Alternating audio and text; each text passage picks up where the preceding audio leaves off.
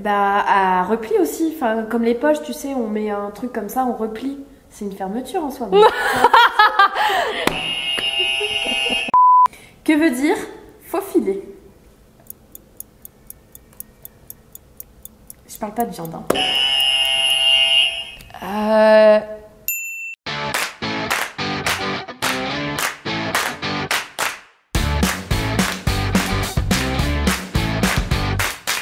Hello les cousettes et les cousets, j'espère que vous portez bien. Aujourd'hui, je vous retrouve avec une nouvelle rubrique sur ma chaîne. Je suis contente de vous annoncer que je lance aujourd'hui mon émission YouTube Les Cousettes. Si vous me suivez sur Instagram, vous avez peut-être vu passer ça en story. D'ailleurs, si vous ne me suivez pas, je vous invite à me rejoindre sur ce réseau social. Dans Les Cousettes, j'inviterai un ou plusieurs invités pour discuter autour de la couture, pour des défis ou encore des épreuves pratiques. Idéalement, j'aimerais vous proposer un format bimensuel, mais au vu du contexte sanitaire actuel, c'est un petit peu compliqué. Nous ne porterons pas de masque durant ces émissions, mais sachez qu'on effectue des tests PCR avant chaque tournage d'épisode. Aujourd'hui, pour ce premier épisode, je suis heureuse d'accueillir ma copine couture Chloé. Hey! Bonjour Chloé. Hello.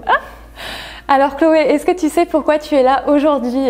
Alors, en face de moi, je vois un buzzer, je vois les petits papiers et on m'a demandé d'écrire des questions. Donc, je pense que ça va être un jeu de questions-réponses autour de la couture. Eh bah ouais. Mais non. Et on a chacune un buzzer. Du coup, on a préparé des petites pancartes. Tout à fait, les miennes sont là. Avec le nom de l'émission Les Cousettes. On a 10 questions chacune. C'est bien ça. On va avoir un chrono. Du coup, à ton avis, Chloé, pourquoi est-ce qu'on a des buzzers aujourd'hui ? Alors, c'est une excellente question. Là, d'instinct comme ça va être une question de rapidité peut-être? Ouais, très vrai. Oh là là. Du coup, il va y avoir un système de points pour que ce soit plus rigolo en vrai. Bon, en plus, je sais que t'es un peu compète. Moi, je m'en fous de perdre. Enfin, on verra à la fin si je dis toujours ça. Mais ouais, c'est pour ajouter un peu de piment. Tu veux que je t'explique? Vas-y, dis-moi tout. Ok, du coup, on a 10 questions. À la clé, 20 points potentiels. D'accord. 2 points par question, vous l'aurez compris. Il y aura 2 points bonus qui seront liés au temps. Donc en gros, en cas de bonne réponse, tu as 2 points. En cas de réponse partiellement bonne où on valide à peu près, c'est 1 point. Et en cas de mauvaise réponse, aïe aïe aïe, ce sera moins 15 secondes sur le chrono. Ah la cata. Voilà. Et en fait, il y aura le chrono qui défile tout du long. Et quand Chloé appuie sur le buzzer pour dire qu'elle a la réponse, eh ben le chrono s'arrête. Mais attention aux secondes additionnelles. Vous allez comprendre au fur et à mesure, je pense. Voici le chrono. Tu préfères commencer ou tu préfères que je commence? Moi, je propose un Shifumi. Ah ouais, grave. Shifumi. Ah bah, c'est Chloé qui commence à me poser les questions. Donc du coup, est-ce que tu es prête pour les questions? J'ai peur de me taper la honte de ma vie.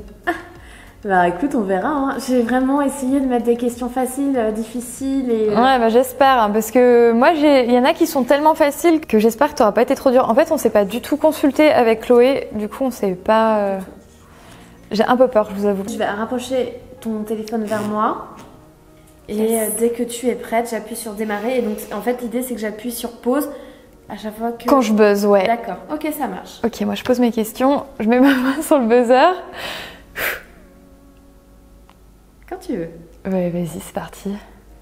Qu'est-ce que la laisse du tissu? C'est la grande largeur. C'est de gauche à droite, c'est la grande largeur du tissu. C'est ça. Bah, t'as de la chance, ça a commencé par une facile. Je crois que j'ai la même. Genre, j'ai un truc similaire. Bon, on verra. Je pense que c'est pas la même. D'accord. Là, déjà, c'est moins cool.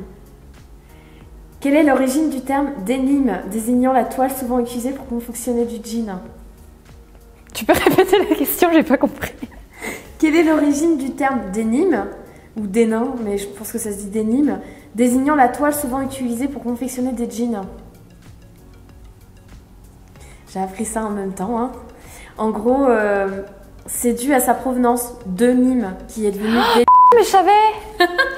Mais j'avais déjà lu ça. Ouais, je sais que c'est pas tout à fait de la technique, mais je trouvais qu'elle était très intéressante. C'est hyper intéressant comme question. Et d'ailleurs, j'ai une pénalité de 15 secondes.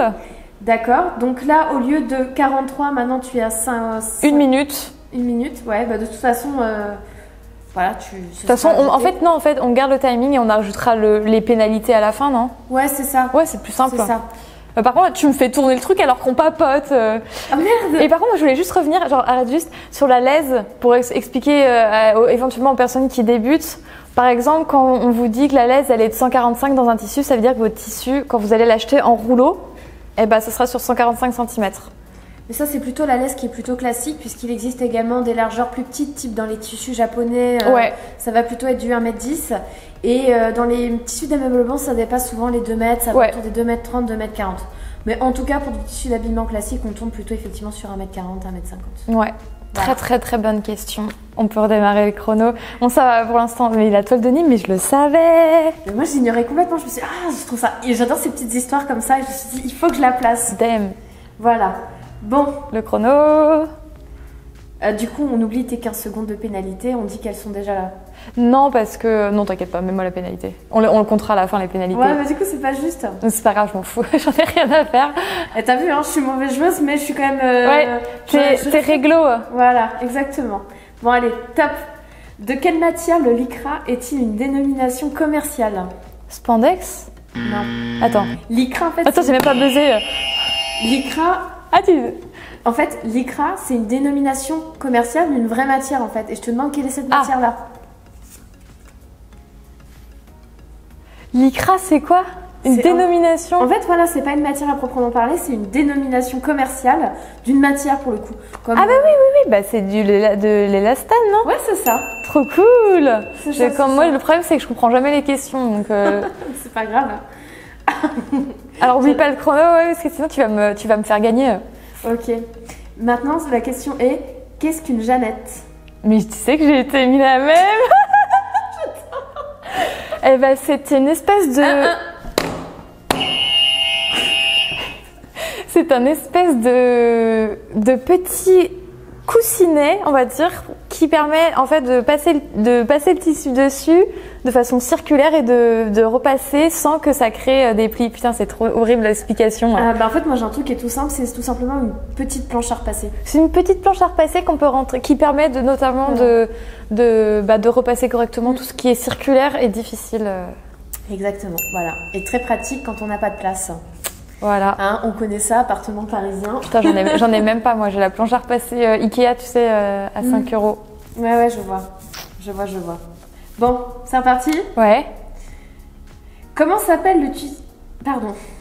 Vas-y, je sortir 2 secondes. Comment s'appelle le tissu qu'on utilise généralement pour mettre aux différentes extrémités d'un sweat? Du bord-côte. J'ai répondu avant. C'est ça. Le bord-côte. En plus, j'étais allée... C'était quoi le salon? On était allé à Versailles. Ah oui, le salon. Et tu cherchais désespérément du bord-côte et je sais plus, je crois que t'en avais acheté. Ah oui, je pense que ouais, parce qu'il y a quand même beaucoup de choses là-bas. C'est le salon de la création et du savoir-faire. Ah putain, ouais. Voilà, qui se passe généralement début décembre, mais avec le contexte, l'année dernière avait été annulée. Et moi, j'ai eu la chance de gagner une place avec Cindy de Cousumain. Et je sais pas si tu te souviens de cette histoire. Si, ouais. Je sais plus si c'est toi qui m'avais tagué sur un concours et ensuite j'avais participé. En tout cas, c'est moi qui ai gagné. En tout cas, ouais, le drame, notre malédiction qu'on a un petit peu toutes les deux sur les concours Instagram, c'était brisé pour toi. Ouais, ce jour-là, j'ai gagné une place pour ce salon. Moi, je dis ça, je dis rien, mais là, j'en suis à peu près à une centaine de participations. J'ai jamais gagné, donc s'il vous plaît, faites-moi gagner. Non, je rigole. Mais c'est sûr qu'un jour tu vas gagner quelque chose. Bah, on verra. Peut-être qu'en fait, je me garde. Tu vas gagner le loto. C'est ça. Je veux bien. Bon, t'es prête pour la suite? C'est parti. Que veut dire faufiler? Je parle pas de viande. J'ai peur de dire une connerie. Pour moi, faufiler, c'est un peu comme bâtir. Ouais, c'est ça, c'est exactement ça. Ouais, j'étais pas sûre de moi parce que, en fait, je me disais, non, parce que s'il y a 2 mots différents pour la même chose, c'est pas possible, surtout en couture. C'est quoi la différence entre bâtir et faufiler? Je pense que c'est tout simplement parce que dans les définitions qu'on m'a données, on m'a simplement mis synonyme de bâtir, bâtir étant une couture éphémère pour préparer avant de passer à la machine à coudre. Voilà. Donc là, il y a peut-être un petit point technique qui peut être intéressant à faire à propos du bâtissage. Moi, personnellement, c'est quelque chose que je pratique depuis récemment, mais je trouve ça vraiment très très utile quand on aborde une couture un peu compliquée. Certes, on perd un peu 5-10 minutes à faire ça, mais c'est tellement pratique. De temps gagné après, ouais. Voilà, et surtout aussi en précision et du coup en esthétisme derrière. Donc vraiment, penchez-vous sur la question, ça peut vraiment être très utile. Clairement, et moi je bâtis tout. Bah, je pense que vous l'aurez vu dans pas mal de mes vidéos. J'ai un peu moins ce syndrome depuis quelques temps. Moi, c'est l'inverse. J'avais tendance à avoir zéro confiance en moi et du coup à tout bâtir. Toi, j'ai l'impression que c'est un peu du tout l'un ou tout l'autre parce que notamment, quand je te regardais dans la culotte Apolline, puisque j'ai eu la chance de faire cette culotte-là. Ah, j'ai rien bâti, ouais. Ah ouais, non, mais puis c'est pire que ça, c'est que tu y allais sans épingle. Ouais, moi j'ai les élastiques, j'étais en mode what. C'est à cause de l'habitude. En fait, avec les boxers Thibaut, boxer pour homme, c'est le même, mais c'est juste qu'il y en a un qui est multitaille. J'en ai tellement cousu que même si c'est pas le même genre d'élastique, franchement à la fin t'arrêtes de mettre des épingles quoi. Ah mais je t'admire hein, parce que encore ça va pour la culotte Apolline, mais effectivement les boxers, je trouve qu'il faut un certain maintien, c'est-à-dire que l'élastique est un peu plus court que la matière jersey. Ouais. Et là-dessus moi je suis obligée de faire du moitié, puis après l'équart. Allez c'est parti. Oh elle est facile celle-là. Comment s'appelle le trou de l'aiguille? Le chat. À chaque fois je buzz après. Ouais bah écoute tu perds du temps, c'est la vie hein. Effectivement, c'est bien le chat de l'aiguille. Je trouve ça très mignon. C'est trop mignon, le chat de l'aiguille. Alors, pour celle-là, ça va être un peu particulier puisqu'en fait, il va falloir que tu me dises ce que veut dire ce symbole-là. Donc, avec mes petits doigts, je vais devoir cacher la réponse en dessous. D'accord. Ok. D'accord, ça marche. C'est parti. Que veut dire ce symbole? Et ça se trouve sur un... Au pli, et on vous le montrera à la caméra. Enfin, genre, on le montrera à la caméra. Oui, dans la post-prod, on vous montrera. Mais effectivement, tout à fait, c'est du coup un symbole qui veut dire tout simplement que ce calque-là doit être placé au pli du tissu. Voilà. Et moi, au début, j'y comprenais que dalle il y a 5-6 ans. Et ah oui, j'ai oublié le timing. Tu me l'as pas arrêté. Et pourtant, j'ai appuyé dessus. Mais t'inquiète, c'est pas grave. Mais ouais, il y a quelques années, je savais pas trop ce que c'était. Enfin, les premières fois que j'ai vu un patron. Et en fait, ça veut juste dire que vous pliez votre tissu en deux et que les deux flèches se retrouvent littéralement au niveau du pli. Alors, je sais qu'effectivement, de faire le premier patron, c'est toujours un peu effrayant. Mais généralement, en tout cas pour cette partie-là, c'est toujours un peu expliqué. C'est-à-dire qu'il y a des flèches qui vont montrer comment le tissu est plié. Sachant que généralement, il faut le plier en deux, tout simplement. Mais ça arrive que parfois, il faut le plier en trois en mettant les extrémités des tissus sur le milieu du tissu. Ça arrive parfois, notamment pour les t-shirts, les petits tops comme ça arrive. Et voilà, donc des fois le pli du tissu, il se trouve qu'il y en a deux et puis après il suffit simplement de voir le sens et là où est ce symbole pour savoir de quel côté ça doit être mis. Donc en gros, toi tu respectes le plan de coupe, c'est ça, si je comprends bien? Complètement. Ok. Parfois, quand je remarque effectivement qu'il y a un grand espace, alors que sur le plan de montage on le voit pas, bah oui effectivement, le but c'est de rentabiliser un maximum, même si je me retrouve avec une chute de 20-30 cm, c'est jamais perdu parce que moi mes chutes de tissu j'arrive quand même à plutôt bien les exploiter, donc c'est jamais perdu 20 ou 30 cm de tissu. Tac, démarrer. Alors, combien mesure généralement un ruban mètre? 1m50? Ouais. Oh, GG, good game. C'était la petite question un peu à la con que je trouvais ça marrant. Énorme. Voilà, mais bien joué. Mais je le savais en fait, mais je voulais quand même checker. Ça fait partie de ces questions où j'ai hésité à te les mettre ou pas parce que je m'étais dit oh là là, mais ça se trouve moi je sais que c'est ça, mais en fait il y a pas de règles fixes pour les rubans mètres. Non, mais t'as raison. Super question. Mais c'est bien ça. J'avais remarqué que ça n'allait pas au-delà et je sais plus pourquoi, genre j'étais en train de coucher, je dis mais pourquoi il est assez long et tout, donc, mais j'étais pas sûre, je sais pas si c'était 1m70, 1m50, je dis 1m50 au pif. Mais la petite histoire c'est quand j'ai un coupon où je ne sais plus combien il mesure, en fait je prends pas automatiquement le ruban mètre, mais je vais plutôt le mettre comme ça et je sais que s'il arrive au niveau de mon nez, ça mesure 1m50. Énorme. Purée, j'ai pas de repère comme ça moi. Bon, c'est parti pour la dernière question. Ok, bon ça va, tu m'as pas trop explosé, je me suis pas trop tapé la honte. Non, ça va. Qu'est-ce qu'un œillet en couture? Ok. Alors, l'utilisation première que je vois, c'est au rideau.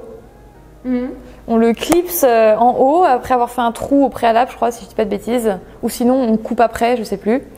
Et ça peut aussi servir en corsetterie. Ça peut servir pour travailler les sacs en cuir, pour faire des trucs en cuir. Donc, t'es déjà très précise. Moi, c'est vraiment la définition de type Larousse, tu vois.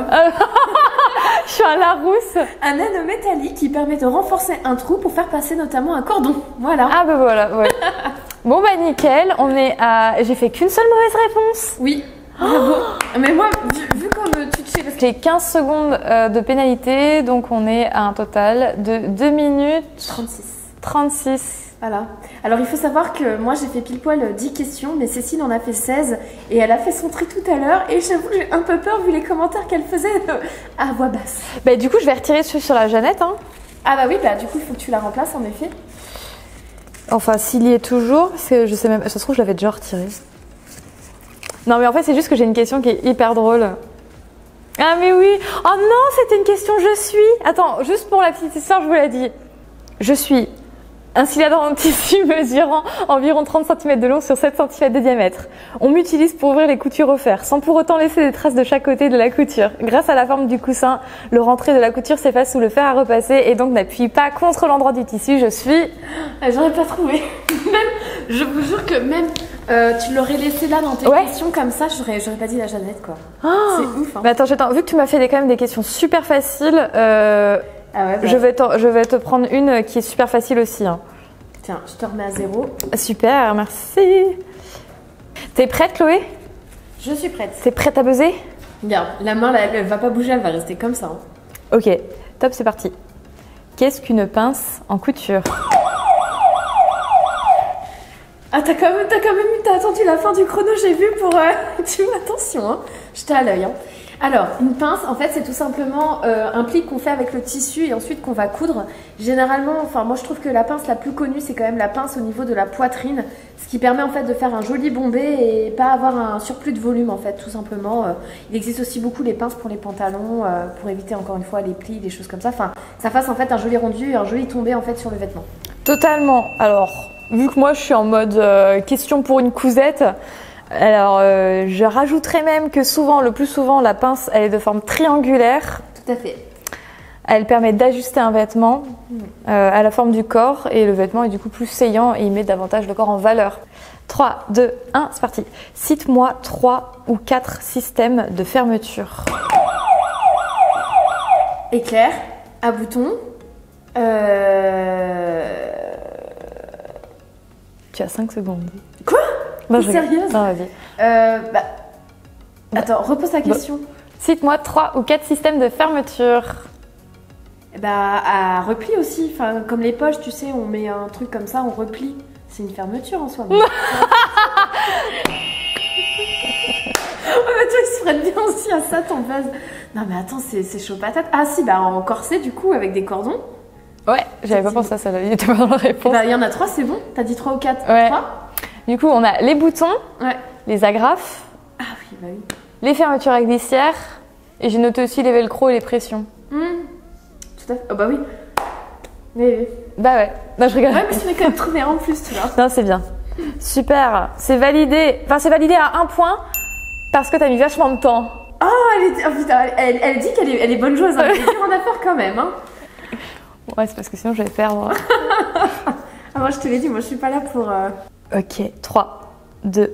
Ah ouais, trop bien cette question. 3, 2, 1, c'est parti. Le fil de trame est-il parallèle ou perpendiculaire à la lisière? Perpendiculaire. Et oui, il est perpendiculaire au fil de chaîne, donc à la lisière. J'ai hésité ça. Enfin, j'ai essayé de travailler sur une question autour de ça, mais t'en as pas eu comme t'as pu le voir. Ouais. Mais effectivement, ouais, c'est perpendiculaire. Donc en gros, parce que là l'explication elle est un peu vaseuse, parce que ça sort d'un livre. La lisière c'est dans ce sens-là. Du coup, la trame c'est perpendiculaire dans ce sens-là et chaîne c'est dans ce sens-là. Chaîne, lisière, trame et biais. On dirait une nouvelle corrective. Ouais, j'avoue. Ah mais grave! On pourrait trop faire un TikTok avec chaîne, trame. Et perpendiculaire. Non, et biais, chaîne, trame. Bon, là, on a l'air un peu bête, là. Ouais, j'avoue. En tout cas, oui, effectivement, quand on veut savoir le sens du fil, parce que notamment, c'est important quand on utilise des patrons. Oui, parce qu'il faut qu'on parle de l'utilité, ouais. Voilà. En fait, il y a une flèche... en fait qui va indiquer tout simplement comment le patron doit être placé. Cette flèche-là, elle est censée être parallèle à la lisière. Ouais, et ça s'appelle le droit fil. Exactement. Mais toutefois, si jamais il y a besoin de se repérer, eh bien, il est possible de couper un petit peu dans la lisière, tirer un fil et comme ça, ça permet de voir vraiment le sens. Ouais. Où est le sens, ouais. Voilà. Oui, parce que c'est bien de poser la question, mais il faut aussi expliquer la raison. Alors. Je suis studieuse, hein. Ultra facile comme question. Que faut-il faire lorsque l'on voit une offre de 5 bobines à 1 €? Faut les acheter. Bah non. Ah mais non, je suis bête. J'ai trop honte. Mais non, mais tu sais que... Alors là, tu te prends 15 secondes dans le chrono. Attends. Laisse-moi m'expliquer. En plus, bobine de... Oh non, bobine de fil, non. Mais c'est marrant parce que je voyais les cônes de surjeteuse, en fait. Il faut savoir que effectivement, les bobines de fil... Alors, on peut citer des marques? Oui, bien sûr. Ok. Alors, par retour d'expérience, les bobines de fil pour machine à coudre sont très mauvaises à Lidl. À l'inverse, les cônes de fil à 1 euro, et je crois même que c'est passé 1,25 € sont de très bonne qualité. Enfin, moi, je couds beaucoup avec ces fils-là, avec ma surjeteuse également Lidl. Et voilà. Donc, c'est pour ça, en fait, je comprenais pas du tout ta question. Je voyais mes cônes, en fait. Mais non, effectivement, non. Il faut fuir, notamment plus bobines. En plus, je suis un peu stupide, puisque effectivement, les bobines... T'es pas stupide, t'as été prise par la surprise. Ouais, je pense. Mais ouais, on va vous expliquer. En fait, il faut fuir parce que c'est du fil vraiment pas cher, mais du coup de vraiment mauvaise qualité, qui va avoir tendance à pelucher et du coup à se casser. Dans la machine, ça devient un enfer. Tu sais plus si c'est à cause de ton aiguille que les points ça pique plus, si ça casse. Enfin, en fait, tu sais même pas si t'as mal enfilé ta machine. Ça devient un enfer et parfois tu changes juste le fil en prenant un bon fil Gutermann. Problème réglé, quoi. Ah, mais ça a pas l'air comme ça. On a l'impression que le fil, il faut un peu le sous-estimer, mais non, c'est ultra important. C'était mon erreur de débutant. Faudra qu'on en reparle ça aussi dans une autre rubrique, des erreurs des débutants à éviter, ça, notamment le fil. Ok, question un tout petit peu plus difficile. Oh, c'est bon, je réponds. Allez, je suis prête. Lorsqu'un tissu est trop indiscipliné, trop fluide ou trop léger, quel outil et quelle technique de couture deviennent indispensables? Alors, il y a 2 questions en une. Hein. Ouais, bah figure-toi que ça en plus, ça m'est venu il y a pas longtemps, ce souci-là, pour un cadeau de Noël avec de la viscose. Je sais, et c'est moi qui t'en ai parlé. C'est moi qui t'en ai parlé la dernière fois. Ah ouais, bah tu vois, bah comme quoi je t'écoute. Parce que dans la rue, la viscose, en effet, elle me faisait un peu de la misère. Et du coup, tu m'avais conseillé d'utiliser de l'amidon. Ouais. C'est un produit ménager en fait que vous trouvez à 3 ou 4 euros dans n'importe quel commerce avec un rayon ménager, quoi. Et c'est ultra pratique. Donc ça s'utilise comment? C'est en gros, on va pchiter, voilà. Hein. À combien, genre à ça? Non, à peu près 30 cm. À peu près 30 cm, je dirais. Donc on pchite comme ça, on laisse sécher un petit peu quand même. Parce que souvent après ça humidifie quand même un petit peu le tissu. Et du coup ça donne un effet cartonné un peu. Voilà, c'est ça. Et donc en fait, suite à ça, il faut en passer quand même un coup de fer. C'est la chaleur qui va vraiment permettre aux molécules de se solidifier. Et donc après, mais c'est impressionnant, hein, le tissu, ça devient vraiment du carton, de la feuille. Ouais. C'est hyper facile à travailler comme une cotonnade. Ah bah voilà, mais c'est un bonheur. Et il faut surtout pas paniquer. En fait, après, il faut tout simplement la passer à la machine ou même juste à l'eau, la tremper un petit peu à l'eau. Et puis ça part. Et le tissu récupère sa fluidité et c'est assez hallucinant, c'est magique. Et la technique de couture? Pour faire quoi? Répète-moi. Lorsqu'un tissu est trop indiscipliné, trop fluide et trop léger, quel outil et quelle technique de couture deviennent indispensables? La couture anglaise? Non, franchement, je sais pas, la technique, je vois pas là. Bon, j'ai quand même, franchement, ça méritait 2 questions. En réalité, je trouve que c'est 2 questions. Ok, je te le compte bon, c'est le bâti. En général, pour t'aider, quand tu as des tissus vraiment galères, fluides et tout, tu utilises le fil de bâti. En plus, on en a parlé juste avant. Ouais, mais parfois quand c'était vide. T'inquiète, c'est validé. Tu m'as donné une tellement bonne réponse pour le spray à l'amidon. Ok, la question chiante. C'est parti. Qu'est-ce que l'entoilage? Le synonyme, c'est de thermocollant, on est d'accord? Pas exactement. Tu peux utiliser du thermocollant pour entoiler, mais tu peux aussi utiliser c'est l'idée en gros de solidifier une pièce, ça c'est sûr. Ah oui, parce qu'en soi tu peux utiliser de la ouatine par exemple et faire un espèce de matelassé pour renforcer ta pièce. Oui, puis tu peux utiliser littéralement un entoilage, genre une... Ah d'accord. Bah, en fait, mais t'as raison en fait, c'est une couche supplémentaire de tissu. Ça peut prendre forme de thermocollant, ça peut prendre forme de ouatine, ça peut prendre forme de non thermocollant, donc c'est des, je sais pas, c'est des petites toiles, par exemple quand tu fais des manteaux. Ah, moi j'appelle ça la chips, c'est Non, ça c'est pas l'entoilage. Non, ça mais par exemple, parfois avant de doubler, tu vas par exemple entoiler par exemple la parmenture. Oui, bah c'est ça, moi j'utilise du thermocollant, bah c'est ça, ouais. Voilà. Souvent c'est les parmentures d'ailleurs, dans les manteaux, Ouais, mais c'est pas forcément quelque chose de thermocollé, ça peut aussi être assemblé par une couture. En fait, le thermocollant fait partie des entoilages, mais ce n'est pas littéralement le synonyme d'entoilage. Ok. Est-ce que c'est validé? Bah moi je dirais oui quand même. Ok. Mais Ok. En même temps, je suis pas neutre, c'est pour moi. Ok. Ça, c'est très drôle comme Tu question. remarqueras que maman est déjà prête, hein. Elle est au taquet là. Alors, t'as intérêt à bien écouter. Je suis une fente réalisée à l'aide de points de renfort. Je m'ouvre aux découvites et je suis tantôt décorative, tantôt indispensable. Je suis Ça me paraît bizarre, mais la surpiqûre. Non. On recommence. Vas-y. Je suis... Bon, t'as quand même faux. Hein. Et bah du coup, j'ai un point, quoi. Pour l'instant, là, je joue pour le point. Une fente réalisée à l'aide de points de renfort. Je m'ouvre des coups vite et suis tantôt décoratif, tantôt indispensable. Ou une pince. Non, voilà, c'est bon. Hein. Mais non, parce que ça, des fois, moi, je fais ça, Je suis une boutonnière. Purée, oh bah non, je l'aurais pas trouvé. Je l'aurais pas trouvé. Ah, je les aime pas, là, je suis là. J'adore. Moi, j'ai fait des questions... Je me suis dit, j'aimerais bien varier les formats et tout. Ouais, non, mais c'est très bien, c'est très très bien. Yes, je crois que j'ai gagné. J'avais de l'avance, là, je suis en train de ralentir la cadence, là. Ok. Alors, c'est une question vraiment facile. Que dit-on à une personne qui dit « Hey, j'ai fait un trou dans mon pantalon, mais ça prend 2 secondes à réparer, tu pourrais me le faire ?» Tu me fais rire. Oui ou non? Ah non. Alors moi, j'ai un peu de mal à dire non, mais en tout cas, c'est toujours un petit peu... J'adore tes questions, sans déconner, c'est très marrant, c'est très marrant. Mais c'est vrai que ça, c'est un sujet qui est très délicat parce que, en tout cas, moi, c'est un peu le sentiment que j'ai pour moi et un peu autour de moi, des gens qui sont mis à la couture, c'est qu'effectivement, à partir du moment où tu fais de la couture, c'est un peu oh tiens, tu peux me faire ça, c'est rapide, ah tiens, j'ai un Sachant trou, que c'est jamais rapide, quand on vous dit ça va être rapide, ça prend 2 secondes. Ouais. Franchement, il y a juste un truc à changer, mais les gars, genre, faut découdre, remesurer, nanadi, ça prend vachement de temps. Ouais. Le reprisage, je dirais que ça prend limite plus de temps que de refaire le truc, quoi. Pour moi, le trou, ça n'a pas été le pire, ça a été... alors, je pense qu'elle regardera cette vidéo, donc elle se reconnaîtra, je lui ferai des bisous. Demandé, c'était de changer une braguette, en fait, sur un jean. Jamais de la vie, je le fais. Mais jamais de la vie, je change une braguette. Sauf peut-être pour apprendre à... Sauf si la personne n'a pas peur de perdre son pantalon. Ouais, bon écoute, c'était très formateur, j'avais peur, mais en tout cas oui, j'ai anticipé la question et je lui ai dit écoute, est-ce que tu tiens vraiment à ton jean parce que c'est un peu risqué, mais ça s'est très très bien passé. Et moi à ce moment-là, j'avais jamais fait de braguette, donc ça a été hyper constructif. En vrai, je te demanderais si un jour j'ai besoin d'une formation braguette. Voilà, mais pour conclure sur le sujet, j'ai une petite astuce là-dessus, parce que moi il faut savoir que j'adore former les gens, donner des cours et tout, et j'en donne d'ailleurs les week-ends et sur mon temps libre. On peut citer ou on peut pas citer? Bien sûr, et on embrasse Florence des ateliers By the Way, puisque c'est là-bas que je donne... Bonjour Florence. C'est là-bas que je donne mes cours. Et donc du coup, mon astuce, c'est de dire, bon bah t'as un trou dans ton jean, tu veux faire un ourlet, bah il n'y a pas de problème, viens à la maison, je te montre comment faire.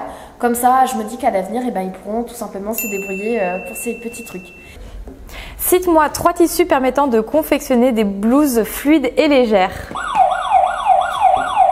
Alors, viscose direct, viscose de mon cœur que j'aime beaucoup. La batiste de coton, ça c'est voilà, c'est une cotonnade plutôt fine. Et mais est-ce qu'elle est fluide?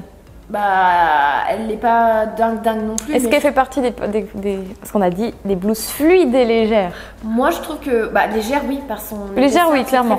Mais fluide, elle l'est un peu moins, mais bon. C'est une cotonnade, ouais. La crêpe. Le crêpe d'ailleurs, ouais, on dit, la crêpe c'est le crêpe.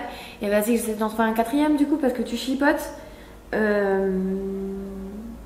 Après, il y a différents types de... le satin. Bah ouais. Et puis j'ai mis la mousseline et la soie. Ah bah oui. Et puis la mousseline de soie aussi. Et bien sûr. Et bien sûr. Ça c'est vraiment les matières que j'aime. Moi c'est les matières. Je t'ai cité moi les matières que j'adore, c'est le batiste de coton, la viscose et le crêpe. Mais le crêpe c'est une merveille. Pour ma enfant en tout cas c'est une merveille.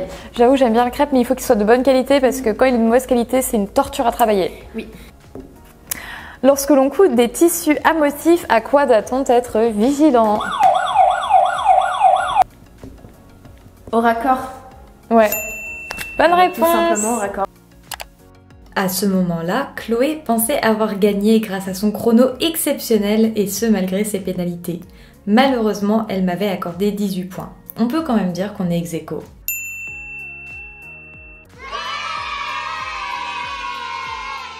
Bon bah voilà, le premier épisode est terminé. J'espère de tout cœur que vous avez passé un beau moment autant que nous. Enfin je sais pas pour toi Chloé, mais moi perso ça m'a bien fait rire. Ouais non, c'était vraiment très sympa et je te remercie de m'avoir invitée sur ton émission. Bah écoute avec plaisir. Copine. De loin. De loin, petit cœur de loin. N'hésitez pas à nous dire si vous avez aimé ce format de vidéo en commentaire et si jamais d'ailleurs vous avez des suggestions, des thématiques que vous aimeriez aborder.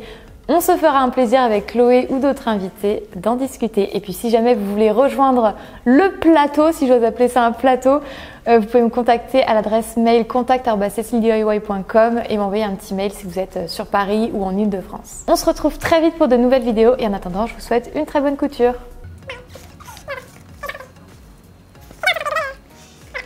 Bon bah voilà, le premier épisode est terminé. J'espère de tout cœur qu'on vous aura fait rire. En tout cas, nous on a bien rigolé. Ah oui, ça oui, c'était très marrant.